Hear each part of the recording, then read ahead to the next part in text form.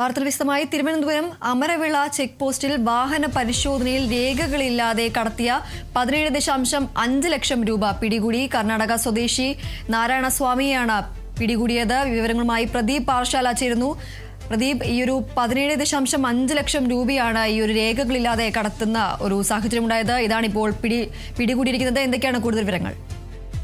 ദീപ്തി, തെരഞ്ഞെടുപ്പ് ആയതുകൊണ്ട് തന്നെയാണ് അതിർത്തിയിലെ പ്രധാന ചെക്ക് പോസ്റ്റായ അമരവിള ചെക്ക് പോസ്റ്റിൽ എക്സൈസിന്റെയും മറ്റ് നികുതി വകുപ്പിന്റെയും വലിയ തരത്തിലുള്ള പരിശോധനകൾ നടന്നു വരികയാണ്.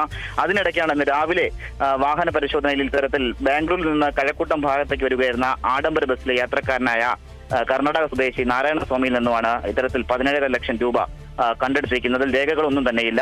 അപ്പോൾ ഇത് കള്ളപ്പണമാണോ എന്നുള്ള കാര്യങ്ങൾ വിശദമായി പരിശോധിച്ച് വരികയാണ്. ഇത് ഇലക്ഷന് വേണ്ടിയിട്ട് അല്ലെങ്കിൽ തെരഞ്ഞെടുപ്പിന് വേണ്ടിയിട്ടുള്ള മാർഗങ്ങൾക്ക് മറ്റും കൊടുക്കാനായി രേഖകളിൽ കൊണ്ടുവന്ന എന്നുള്ള ഒരു ആരോപണവും വരുന്നുണ്ട്. അത്തരത്തിലാണ് എക്സൈസ് നികുതി വകുപ്പും പരിശോധിച്ചു വരുന്നത്. ഇത് കഴക്കൂട്ട ഭാഗത്ത് ഈ യാത്രക്കാരൻ ഇറങ്ങുന്ന സമയത്ത് മറ്റൊരു വ്യക്തി വന്ന് ഇദ്ദേഹത്തിന്റെ കയ്യിൽ നിന്ന് വാങ്ങുമെന്നാണ് ഇദ്ദേഹം അധികൃതരോട് പറയുന്ന കാര്യവും. എന്തായാലും വ്യക്തമായും രാവിലെ തന്നെ ഇത്തരത്തിൽ വലിയ തരത്തിലുള്ള പണം ഒഴുക്കാണ്, പണത്തിന്റെ സ്രോതസ്സാണ് ഇത്തരത്തിൽ വന്നിരിക്കുന്നത്. ഈ സ്രോതസ് എവിടെ നിന്നുള്ള കാര്യം വ്യക്തമായി അന്വേഷിച്ചു വരികയാണ് ദീപ്തി.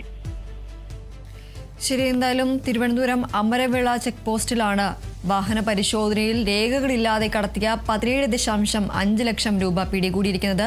കർണാടക സ്വദേശി നാരായണസ്വാമിയെയാണ് പണവുമായി പിടികൂടിയിരിക്കുന്നത്. പ്രദീപ് പാറശാലയാണ് വിവരങ്ങൾ നൽകിയത്.